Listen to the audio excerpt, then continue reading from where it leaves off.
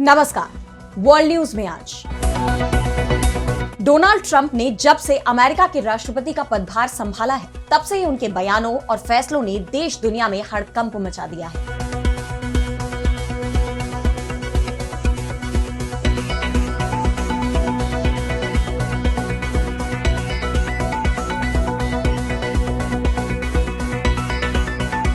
Trump के कई फैसलों का विरोध देखा जा रहा है। पिछले 130 दिनों के अपने कार्यकाल में वो खुद अपने 11 फैसले पलट चुके हैं, यानी ट्रंप बैकफुट पर आ चुके हैं और अब भी कई फैसलों को चुनौती दी जा रही है। ट्रंप के रुख को देखते हुए दूसरे देशों से अमेरिका के रिश्तों पर भी सवाल उठने लगे हैं। खुद अपने ही देश में ट्रंप की लोकप्रियता घट गई है, तो अपने दूसरे कार्यकाल के 130 दिनों में ही बैकफुट पर आए ट्रंप। उनके किन फैसलों को दी गई चुनौती, क्या है अमेरिका के मौजूदा राजनीतिक हालात, इन सब पर हम करेंगे विस्तार से चर्चा। लेकिन आइए जरा उन खबरों को भी देख लें जिन पर आगे होगी बात। पाकिस्तान के फिर बदले तेवर, आर्मी चीफ असीम मुनीर ने दी धमकी, कहा पानी पर कभी नहीं करेंगे समझौता। हिंदुस्तान ने कोलंबिया में खोली पाकिस्तान की पोल। नाटो देश चीन विरोधी साजिश में हिंदुस्तान को फंसाने के लिए दे रहे हैं लालच, रूस का बड़ा दावा। रूस भारत चीन के त्रिगुट आरआईसी को फिर से जिंदा करने की उठी मांग। बांग्लादेश की राजनीतिक उथल पुथल अवामी लीग के लिए बनी आपदा में अवसर, क्या हसीना की पार्टी की होगी वापसी। घबराए यूनुस ने जापान से किया बड़ा ऐलान। और चलते चलते में देखेंगे स्विट्जरलैंड में मची तबाही, कई गांवों के खत्म होने का खतरा। इन सभी खबरों पर हम आगे विस्तार से करेंगे बात, लेकिन पहले एक नजर हेडलाइंस पर। नेपाल में राजशाही समर्थकों के विरोध के बीच कड़ी सुरक्षा में मना 18वां गणतंत्र दिवस। पर्वतारोहण समुदाय ने एवरेस्ट फतह की 72वीं वर्षगांठ का भी मनाया जश्न। इजरायल और हमास के बीच अस्थायी युद्ध विराम पर बन सकती है सहमति, व्हाइट हाउस ने की पुष्टि। इजरायल ने अमेरिकी प्रस्ताव को दी मंजूरी, हमास के जवाब का इंतजार। रूस पर हमले के लिए जर्मनी ने यूक्रेन को फंड देने का किया ऐलान। रूस ने यूक्रेन को दिया है दोबारा बैठक का प्रस्ताव, यूक्रेन ने अब तक नहीं दिया जवाब। अमेरिका और उसके सहयोगी देशों ने जारी की रिपोर्ट, रूस उत्तर कोरिया के गठजोड़ को बताया गैर कानूनी। रिपोर्ट में दावा, उत्तर कोरिया ने यूक्रेन के साथ युद्ध में रूस को दिए हथियार। तो अमेरिकी राष्ट्रपति डोनाल्ड ट्रंप लगातार चर्चा में बने हुए हैं। उनके फैसलों ने देश दुनिया में सुर्खियां बटोरी है। बतौर अमेरिकी राष्ट्रपति ट्रंप का दूसरा कार्यकाल शुरू हुए अभी सिर्फ 130 दिन ही हुए हैं, लेकिन उनकी नीतियों को लेकर विवाद और कानूनी चुनौतियां थमने का नाम नहीं ले रही। ट्रंप के कई फैसलों को लेकर अमेरिका की जनता में नाराजगी देखी जा रही है। उन्हें भी कई दिक्कतों का सामना करना पड़ रहा है और ऐसे में जनता ने तो इनके खिलाफ अपना विरोध दर्ज कराया ही है और साथ ही उनके कई फैसलों के खिलाफ कोर्ट का रुख भी किया गया। इसे लेकर अब एक रिपोर्ट सामने आई है जिसमें बताया गया है कि अब तक अमेरिकी अदालतों ने ट्रंप प्रशासन के कम से कम 180 कार्यकारी आदेशों और नीतियों पर स्थायी या अस्थायी तौर पर रोक लगाई है। साथ ही ट्रंप ने खुद 11 प्रमुख फैसलों पर यू टर्न लेते हुए पलटा है।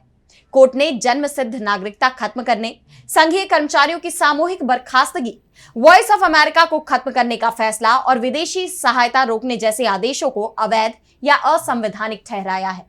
वहीं ट्रंप ने फेडरल फंडिंग फ्रीज, अंतर्राष्ट्रीय छात्र वीजा और टैरिफ नीतियों जैसे फैसलों को कई बार बदला या वापस लिया है। इस रिपोर्ट ने ट्रंप के कार्यकाल और उनके फैसलों को लेकर कई सवाल खड़े कर दिए हैं। उनके फैसलों का असर यह हुआ कि उनके अपने सहयोगी भी अब उनसे दूरी बना रहे हैं। इसका ताजा उदाहरण एलन मस्क है, जिन्होंने बीते दिन ही डॉज विभाग से अपना इस्तीफा दिया है। ट्रंप की नीतियों को लेकर दोनों के बीच कई बार मतभेद देखे गए और one big beautiful act of 2025 bill को लेकर दोनों के बीच की असहजता के बाद मस्क ने इस्तीफे की घोषणा कर दी। इसके अलावा ट्रंप की टैरिफ नीति ने चीन, यूरोप और अमेरिका के बीच टैरिफ वॉर छेड़ दी, जिससे दुनिया भर की अर्थव्यवस्था प्रभावित हुई है। अमेरिका की एक कोर्ट ने भी पहले उनके लिबरेशन डे टैरिफ को असंवैधानिक बताते हुए उस पर रोक लगा दी थी। जज ने इसे राष्ट्रपति के अधिकारों का दुरुपयोग बताते हुए ट्रंप की कड़ी निंदा भी की, लेकिन बाद में हायर कोर्ट ने निचली अदालत के फैसले को पलट दिया।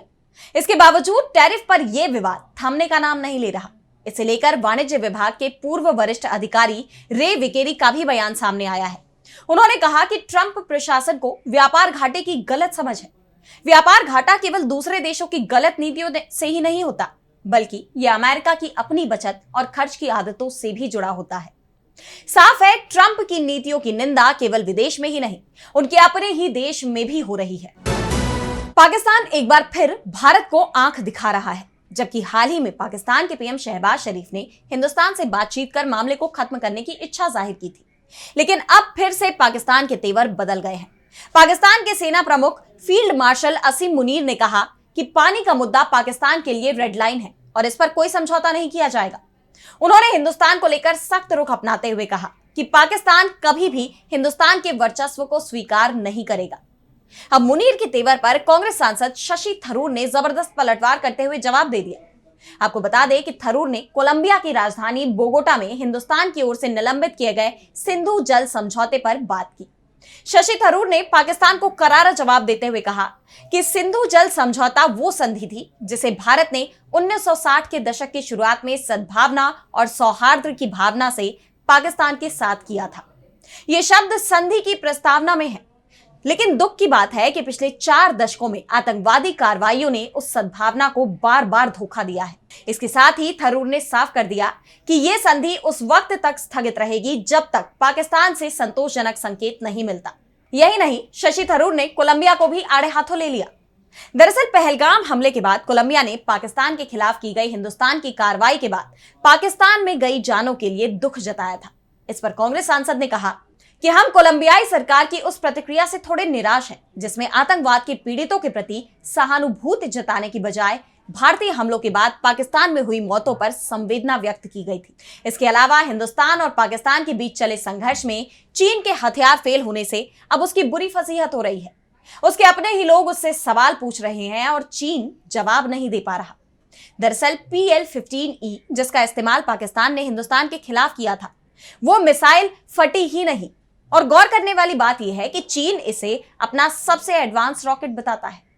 ऐसे में जब चीन के रक्षा मंत्रालय के प्रवक्ता सीनियर कर्नल झांग से सवाल पूछा गया तो उन्होंने सिर्फ इतना ही कहा कि आपने जिस मिसाइल का उल्लेख किया है वो एक निर्यात किया जाने वाला हथियार है और इसे कई बार देश विदेश में रक्षा प्रदर्शनियों में प्रदर्शित किया जा चुका है।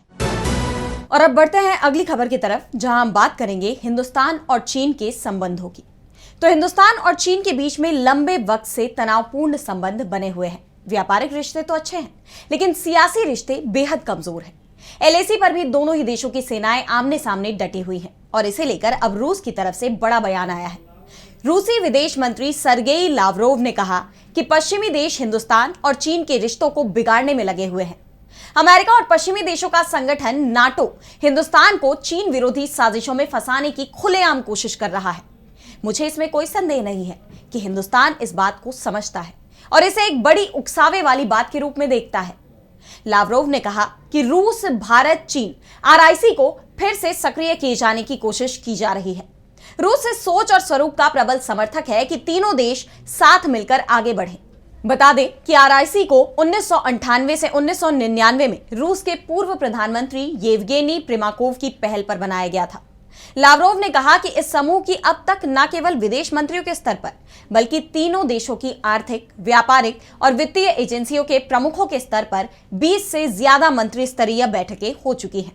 बता दें कि जून 2020 में हिंदुस्तान और चीन के बीच गलवान घाटी में सैनिकों के बीच संघर्ष के बाद से RIC की बातचीत रुक गई थी। इसके बाद अक्टूबर 2024 में रूस के कजान में ब्रिक्स शिखर सम्मेलन के दौरान प्रधानमंत्री नरेंद्र मोदी और चीनी राष्ट्रपति शी जिनपिंग के बीच द्विपक्षीय बैठक हुई थी, जिसमें दोनों नेताओं ने आपसी रिश्ते सुधारने की जरूरत पर जोर दिया था। पीएम मोदी और जिनपिंग की मुलाकात के बाद इन रिश्तों में बदलाव तो जरूर दिखा है, लेकिन हाल ही में हिंदुस्तान और पाकिस्तान के बीच हुई 4 दिन की लड़ाई में जिस तरह से चीन ने पाकिस्तान का साथ दिया, उसके बाद हिंदुस्तान में एक बार फिर चीन को लेकर नाराजगी देखी जा रही है। और अब अगली खबर में बात बांग्लादेश की। तो बांग्लादेश में चुनाव कब होंगे, इसे लेकर कार्यवाहक सरकार और विपक्ष के बीच जंग तेज हो गई है। सेना का भी दबाव सरकार पर बढ़ रहा है, जिससे अंतरिम सरकार के प्रमुख मोहम्मद यूनुस की कुर्सी हिलती दिख रही है। सेना प्रमुख वकार-उज़-ज़मान ने तो यूनुस को सीधे सीधे चुनौती ही दे दी है कि दिसंबर तक हर हाल में चुनाव कर लिए जाए।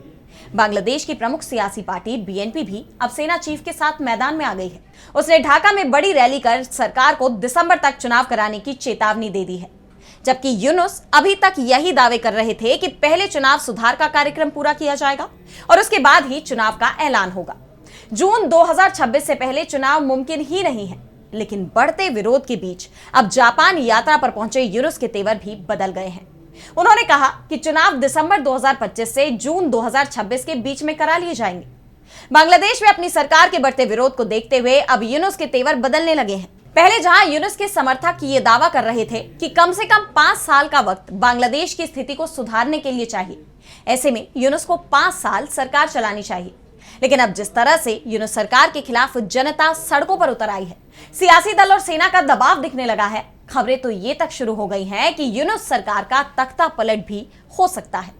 और इसी के चलते अब वो जल्दी चुनाव की बात कहने लगे हैं।